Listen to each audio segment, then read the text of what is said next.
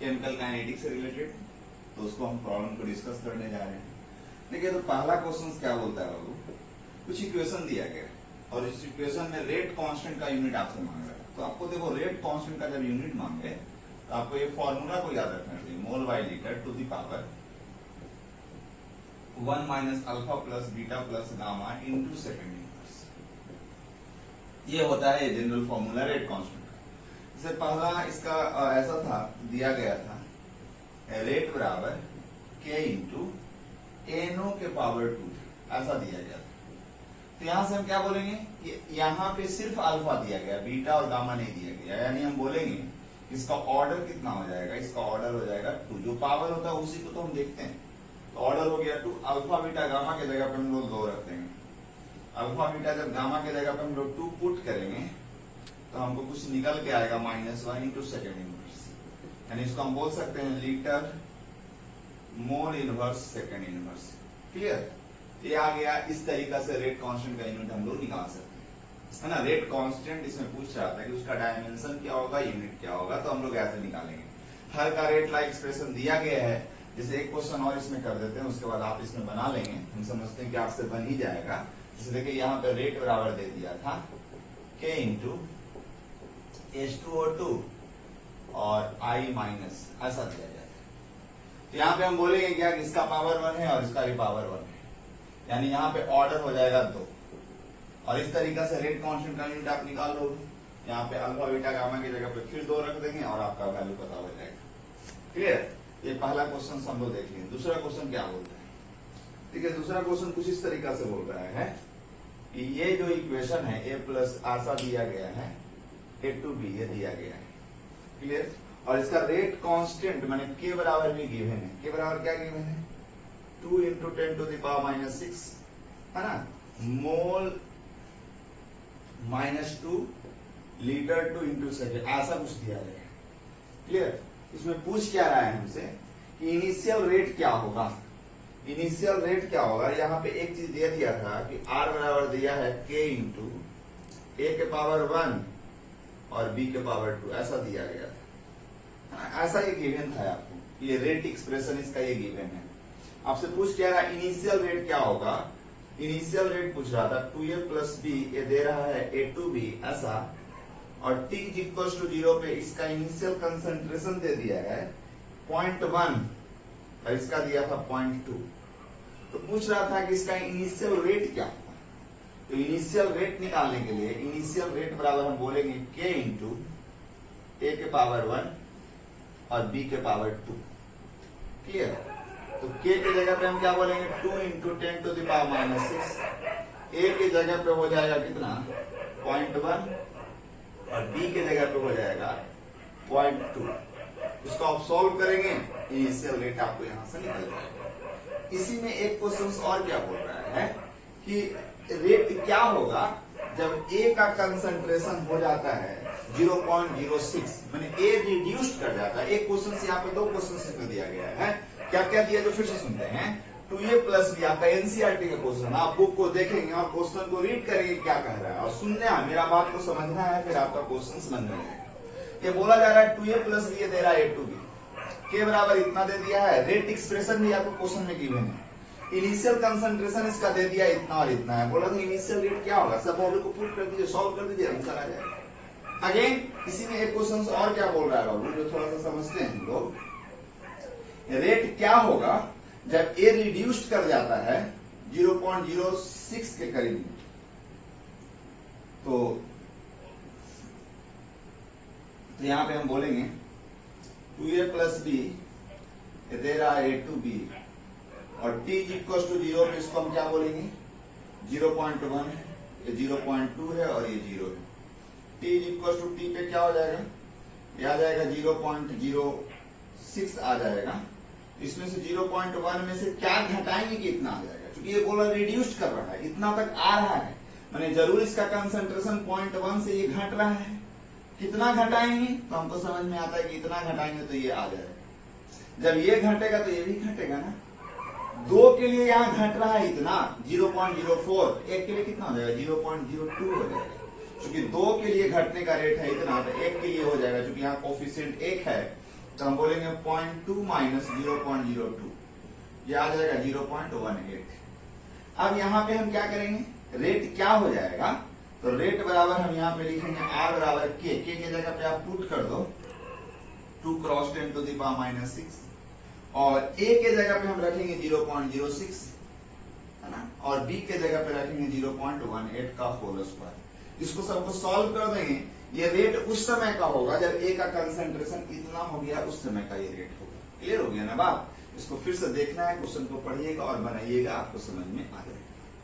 तीसरा क्वेश्चन क्या कह रहा है, बोल रहा है decomposition of ammonia on platinum surface is zero order reaction. बोल रहा है अमोनिया का टूटना, अमोनिया जब टूटता है तो बनता है नाइट्रोजन और हाइड्रोजन के फॉर्म में। बोल रहा है अमोनिया का टूटना ये जीरो ऑर्डर रिएक्शन है। ये गिवन है कि ये कैसा रिएक्शन है बाबू, तो जीरो ऑर्डर रिएक्शन। और आपको के का वैल्यू गिवन है, यहाँ पे के बराबर दे दिया था 2.5 cross 10 to the power minus 4 mole inverse litre second inverse, ऐसा गिवन था। अगर ये नहीं भी दिया रहता, ये वैल्यू नहीं भी दिया रहता कि जीरो ऑर्डर रिएक्शन, तो हमको ये समझना होता कि यूनिट से, ये वाला यूनिट जो है वो जीरो ऑर्डर रिएक्शन का यूनिट होता है। अगर ये कुछ नहीं देता, सीधे बोल देता कि ये ऐसा है, रेट कांस्टेंट का वैल्यू ये है, और पूछता ये किस ऑर्डर का रिएक्शन है, तो हम बोल देते कि ये जीरो ऑर्डर का रिएक्शन है। क्यों? क्योंकि ये यूनिट ऐसा है। क्योंकि आपको पता था K इज इक्वल टू क्या होता था, तो mole by litre to the power 1 minus alpha beta gamma into second inverse, ऐसा होता था। तो चलिए अब हम आगे बात करते हैं। तो बोल रहा था कि इसका रेट क्या होगा, तो आप लिखोगे कि रेट डायरेक्टली प्रोपोर्शनल होगा रिएक्टेंट के कंसंट्रेशन का पावर अल्फा के इनटू, और अल्फा का वैल्यू हम लोग जीरो रखेंगे, है ना। ये तो खत्म हो जाएगा, माने R बराबर क्या हो जाएगा के, और के का वैल्यू आपको पता है 2.5 cross 10 to the power minus 4 होता है। ये वाला वैल्यू आपको पता है।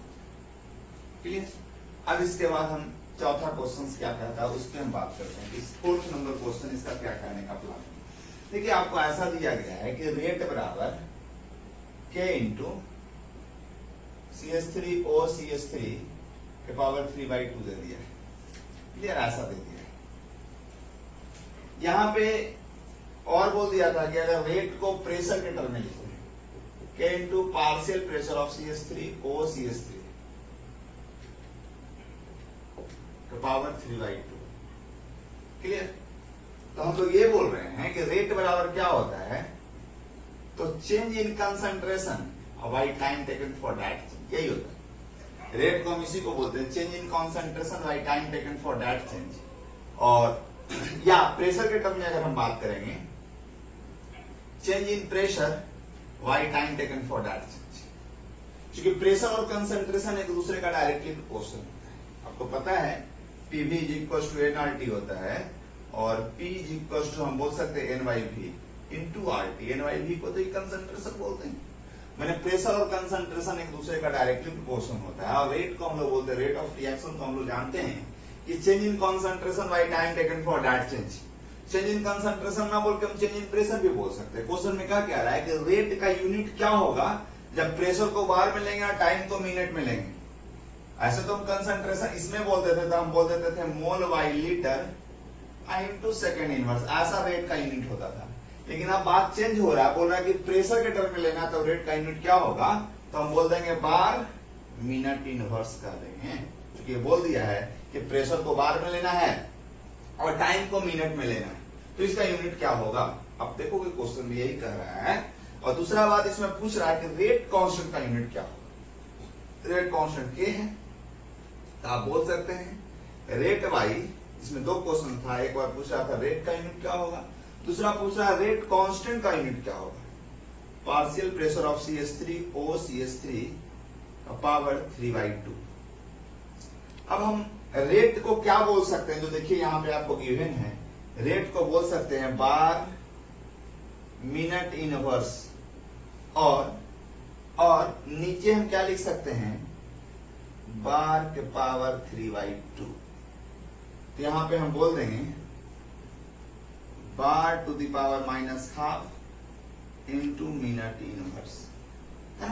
तो इस तरीका से ये इसका यूनिट भी आप निकाल चुके हैं कि इसका रेट कांस्टेंट का यूनिट क्या होगा और रेट का यूनिट क्या होगा। क्लियर। तो चलिए इसके बाद हम नेक्स्ट में बढ़ते हैं। फिफ्थ नंबर क्वेश्चन थ्योरेटिकल है जिसको हम बाद में देखेंगे। 6 नंबर क्वेश्चन आप देख सकते हो। बोल रहा है क्या कि ए से जा रहा है बी में, ये सेकंड ऑर्डर रिएक्शन। ये बोल रहा है कि ये सेकंड ऑर्डर रिएक्शन, तो इसका आप लिख सकते हो रेट डायरेक्टली प्रोपोर्शनल होता है रिएक्टेंट के पावर अल्फा, और अल्फा का वैल्यू आपको गिवन है कि 2 लेना है। ये इक्वेशन 1 मान लिया। दूसरा बोल रहा था कि रेट क्या होगा जब इसके कंसंट्रेशन को 2 गुना से बढ़ा देते, ए के कंसंट्रेशन को 2 गुना से बढ़ा देते तो रेट पे क्या प्रभाव पड़ेगा। यहाँ 1/2 हम कर देंगे और r divided by r dash हो जाएगा 1/4, माने r डैश हो जाएगा 4r के बराबर। क्लियर। इसी में एक क्वेश्चन और पूछ रहा है कि रेट क्या होगा, रेट पे क्या प्रभाव पड़ेगा जब इसके कंसंट्रेशन को आधा कर देंगे। तो अगेन हम लोग ये बोलेंगे r डबल डैश हो जाएगा k इंटू इसके कंसंट्रेशन को आधा कर दीजिएगा। तो यहां पे क्या बोल देंगे 1 डिवाइडेड बाई 3, तो आ जाएगा r divided by r double dash, ये आ जाएगा 1/1/4, मीन्स r डबल डैश जो हो जाएगा यहाँ पे हम बोल देंगे r/4 हो जाएगा। क्लियर। इस तरीका से आप इसको सॉल्व कर सकते हैं। 7th नंबर क्वेश्चन क्या कर रहा है।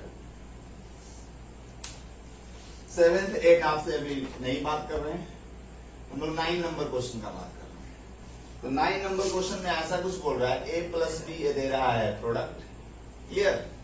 और इसमें बोल रहा था कि रेट जो है a के रिस्पेक्ट में दे दिया था 1 है और b के रिस्पेक्ट में दे दिया था 2 है। क्वेश्चन आप पढ़ेंगे तो आपको ये गिवन है क्वेश्चंस में कि ऐसा है a के रिस्पेक्ट में ऑर्डर है 1 और b के रिस्पेक्ट में ऑर्डर है 2। चूंकि रेट जो होता है वो डायरेक्टली प्रोपोर्शनल होता है रिएक्टेंट के कॉन्सेंट्रेशन में, और हम बोलेंगे r is equal to k into a के पावर 1 और b के पावर 2। और बोल रहा था डिफरेंशियल रेट इक्वेशन क्या होगा, तो यही हो जाएगा। पहला आंसर आपको मिल चुका है। दूसरा क्या बोल रहा था कि रेट पे क्या प्रभाव पड़ेगा, रेट पे क्या प्रभाव पड़ेगा जब हम लोग B के कंसंट्रेशन को 3 गुना से बढ़ा देते हैं। तो B के कंसंट्रेशन को 3 गुना से बढ़ाइएगा तो ऐसा हो जाएगा ना, और यहाँ पे इसको 1 मान लेते हैं, इसको 2 मान लेते हैं, मीन्स r/r डैश अगर हम कर लेते हैं तो 1/9 आ जाएगा, माने r डैश जो हो जाएगा वो 9r के बराबर हो जाएगा। और तीसरा क्या बोलेंगे, तीसरा क्या बोल रहा है कि बोल रहा है जब दोनों के कंसंट्रेशन को बढ़ा देते हैं r डबल डैश क्या हो जाएगा, तो k इंटू 2a के पावर 1 और 2b के पावर 2 है। यहाँ पे हम क्या बोलेंगे r divide by r double dash हो जाएगा, जिसको हम बोलेंगे 1/8। तो r डबल डैश क्या हो जाएगा 8r के बराबर हो जाएगा ना, r डबल डैश जो हो जाएगा वो 8r के बराबर हो जाएगा। क्लियर। इस तरीका से हम इसको डिफाइन इस तरीका से कर सकते हैं कि आपका 9th नंबर क्वेश्चन कुछ ऐसे हम लोग डील करेंगे। क्वेश्चन नंबर 10, 11 और 12 तीनों एक जैसा है। खाली बात को समझना है कि तीनों एक जैसा, कोई एक हम बता देते हैं, मान लीजिए हम 11 नंबर हम आपको बता रहे हैं, 10 और 12 उसी जैसा है, एक हम बता देते हैं, बाकी दोनों इसी के जैसा। आप ट्राई करेंगे समझ में आ जाएगा बात। देखो डाटा जब गिवन होगा, क्वेश्चंस में डाटा गिवन है और उसके बेसिस पे पूछ रहा है कि इसका डिफरेंशियल रेट इक्वेशन क्या होगा, तो हम क्या करेंगे इस बात का हम चर्चा करने जा रहे हैं। देखो क्वेश्चन नंबर 11 क्या है, एक डाटा आपको दिया गया, उस डाटा का में दिया गया ए का कंसंट्रेशन दिया गया, बी का कंसंट्रेशन दिया गया और रेट दिया गया। उसके हेल्प से रेट कांस्टेंट का वैल्यू मांग रहा है, उसके हेल्प से डिफरेंशियल रेट इक्वेशन मांग रहा है, दो चीज मांग रहा है। तो कैसे हम लोग काम करेंगे, इसके लिए सबसे पहले आपको इक्वेशन को समझना होगा। इक्वेशन कुछ ऐसा था 2a प्लस बी ये दे रहा है c प्लस डी, ऐसा दिया गया। और हम बोलेंगे रेट जो होता है, आपको ये सर्वप्रथम मालूम है कि रेट जो होता है रिएक्टेंट के कंसंट्रेशन अल्फा और बीटा, और r is equal to k into a के पावर अल्फा और b के पावर बीटा। इसको हम मान लिए कुछ ऐसा मान लिया है ना, ऐसा मान लिए।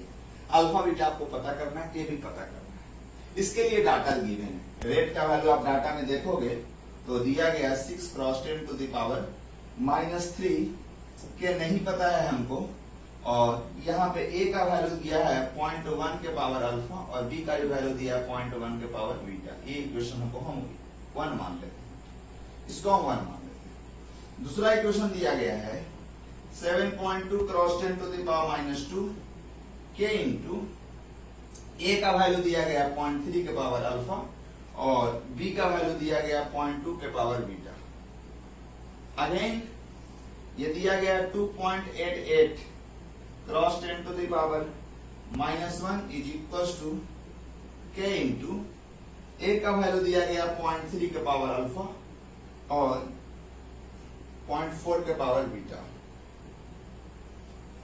इसके बाद ये दिया गया 2.4 क्रॉस 10 टू द पावर -1 चाहे 2.4 cross 10 to the power -2 is equal to k into A का वैल्यू दिया गया 0.4 के पावर अल्फा और बी का वैल्यू दिया गया 0.1 के पावर बीटा। ऐसा कुछ गिवन है। अब हमको सॉल्व करना है। यहाँ 4 इक्वेशन है। रेट की जगह पे ये दिया गया था, ए और बी की जगह पे ऐसा ऐसा डाटा आपका गिवन है क्वेश्चन में। आप देखो आपको यहाँ पे करना क्या है, के अल्फा और बीटा का वैल्यू निकालना है। कैसे निकलेगा आप सोचना है। देखो अब यहाँ पे 1 और 4 को हम डिवाइड देते हैं। 1 और 4 को हम डिवाइड देंगे तो क्या मिलेगा, देखिए क्या मिलेगा। आप देखो यहाँ से हम सॉल्यूशन कर लेते हैं। ये -2 से -2 जाएगा, मैंने -1 बच जाएगा। मीन्स हम इसको लिख सकते हैं 1/4 इज इक्वल्स टू, इधर भी आ जाएगा 1/4 के पावर अल्फा। डायरेक्ट हम कर दिए थोड़ा सा। अब देखोगे 1 और 4 को डिवाइड देंगे सब तो कठिन जाएगा, बचेगा ये वाला पार्ट। और यहाँ पे हम बोलेंगे जब बेस सेम होता है तो पावर भी सेम होता है, यानी अल्फा का वैल्यू आपको पता हो गया कि 1 हो जाएगा। अब 2 और 3 को डिवाइड दीजिए। जब 2 और 3 को डिवाइड दीजिए तो ये कट जाएगा,